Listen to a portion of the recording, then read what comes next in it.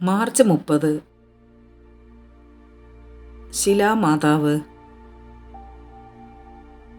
1620 അലക്സാണ്ട്രിയയിലെ അന്ധയായ ഒരു യുവതിക്ക് മാതാവ് പ്രത്യക്ഷപ്പെട്ട് കാഴ്ച നൽകി. ഒരു പള്ളി പണിയുവാൻ വേണ്ടി ജോലി ചെയ്യുവാനും കുന്നുകളിലെ പാറയിൽ ഒളിഞ്ഞുകിടക്കുന്ന രൂപമെടുത്ത് പള്ളിയിൽ പ്രതിഷ്ഠിക്കുവാനും അവളോട് പറഞ്ഞു.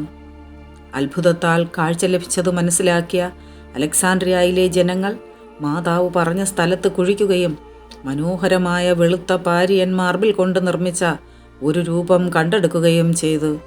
ഒരു പള്ളി നിർമ്മിച്ച് രൂപം അതിൽ സ്ഥാപിക്കുകയും ആദ്യ സന്യാസിയും മഠാധിപതിയുമായ വിശുദ്ധ അന്തോണീസ് ആരാധന ആരംഭിക്കുകയും ചെയ്തു. പിന്നീട് ഇത് നിർത്തലാക്കി.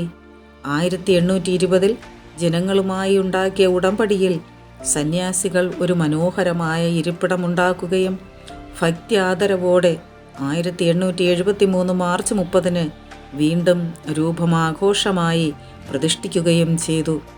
1939 മരിയൻ യൂക്കറിസ്റ്റിക് കോൺഗ്രസിൻ്റെ അവസാനം പരിശുദ്ധമായ രൂപത്തെ കിരീടമണിയിച്ചു.